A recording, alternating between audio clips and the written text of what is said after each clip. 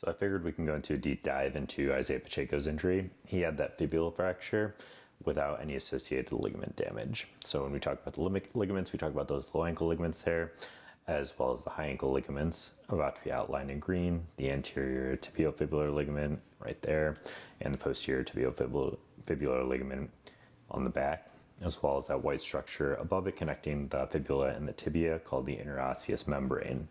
So when you have a fibula fracture, it actually reduces the likelihood of there being associated ligament damage. And the reasoning is because a lot of times the force gets distributed through the fibula fracture and then takes the stress off of the ligaments. The majority of the time, the fibula is actually not operated on because it only bears about 10 to 15% of your body weight.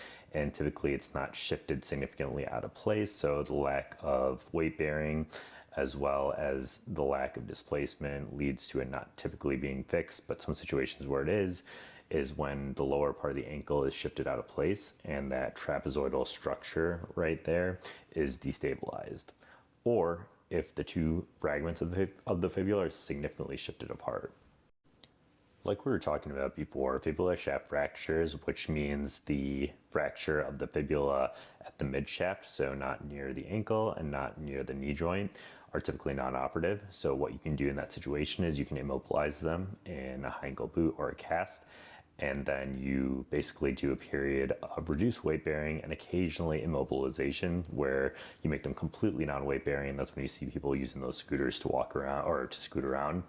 The problem is when you're completely non-weight bearing, you do have an increased risk of a blood clot. So typically at that point in time, we'll just recommend that you take daily aspirin to help prevent the formation of a deep vein thrombosis.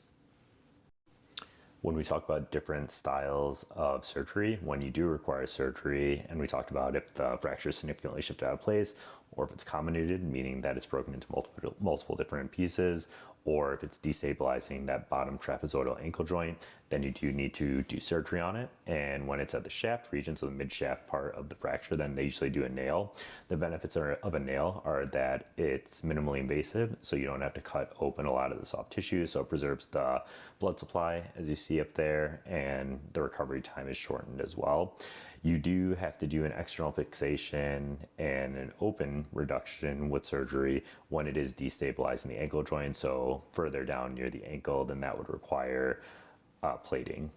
And then you also have another kind of fibula fracture, which is called a Mason-Neuve fracture. And that's the fracture that takes place at the fibula up near the knee joint. But that's pretty uncommon, and we would have likely heard if Isiah Pacheco had that type of fracture. When we talk about the type of fractures that might require plating, we talk about that destabilization of that trapezoid square region at the ankle. A Weber grade A would almost never require surgery. It's below that level of stabilization. We typically call it distal fibula fracture or an avulsion fibula fracture. And those are the ones that heal really well just in a non-weight bearing boot with limited weight bearing with crutches. When we get to Weber grade B or definitely a Weber grade C, then we talk about possibly needing some surgical intervention.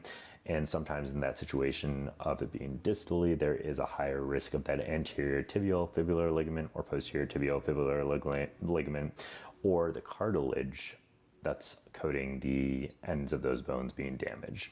And that becomes a more indication for surgery as well. So the recovery time on fibula fractures with surgery is typically 6 to 8 weeks, and Pacheco is just rounding that 7 to 8 week mark. They do expect him to be back practicing by the end of this month, but he's already started conditioning. We saw him walking slowly on a treadmill, but I would anticipate that that starts ramping up quickly. Once you're able to weight bear without issue, then you are able to aggressively pursue that rehab process.